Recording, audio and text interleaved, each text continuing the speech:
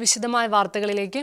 ദേശീയ ന്യൂനപക്ഷ കമ്മീഷൻ അംഗങ്ങളെ നിയമിക്കാതെ ന്യൂനപക്ഷ കമ്മീഷൻ ഇല്ലാതാക്കാനുള്ള ശ്രമം പ്രതിഷേധാർഹമെന്ന് കത്തോലിക്ക കോൺഗ്രസ്. കഴിഞ്ഞ 5 വർഷമായി ക്രിസ്ത്യൻ സമൂഹം നിയമനത്തിൽ നിന്ന് അവഗണിക്കപ്പെടുന്നതിന് എന്ത് ന്യായീകരണമാണ് കേന്ദ്ര സർക്കാരിന് നൽകാനുള്ളതെന്നും ചോദ്യമുന്നയിച്ച കത്തോലിക്ക കോൺഗ്രസ് നേതൃത്വം ന്യൂനപക്ഷ സമൂഹത്തോടുള്ള ഭരണഘടനാപരമായ അവഗണനയ്ക്കെതിരെ ശക്തമായ പ്രതിഷേധം സംഘടിപ്പിക്കുമെന്നും പ്രസ്താവനയിൽ അറിയിച്ചു.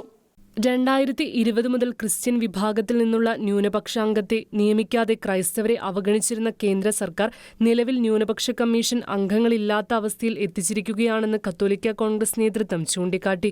ആയതിനാൽ ഭരണഘടനാപരമായ ന്യൂനപക്ഷാവകാശം ഇല്ലാതാക്കാനുള്ള മനഃപൂർവ്വമായ ശ്രമമാണോ ഇതിനു പിന്നിലെന്ന് സംശയിക്കേണ്ടിയിരിക്കുന്നുവെന്നും സമിതി ആരോപിച്ചു.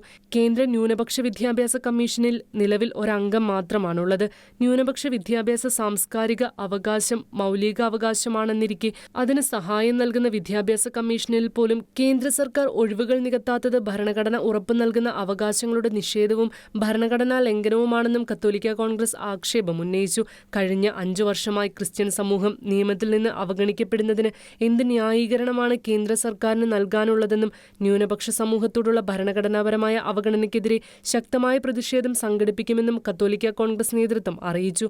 ന്യൂനപക്ഷങ്ങളുടെ വിദ്യാഭ്യാസപരമായ അവകാശങ്ങൾ സംരക്ഷിക്കാൻ രൂപീകരിക്കപ്പെട്ട ന്യൂനപക്ഷ വിദ്യാഭ്യാസ കമ്മീഷനും പ്രവർത്തനം നിലച്ചിട്ട് നാളുകളായെങ്കിലും നടപടികൾ സർക്കാരിന്റെ ഭാഗത്തുനിന്ന് ഉണ്ടാകുന്നില്ല എന്നതും പരിഹരിക്കപ്പെടണമെന്ന് സമിതി നേതൃത്വം ആവശ്യപ്പെട്ടു. ഷെക്കേന ന്യൂസ്, കൊച്ചി.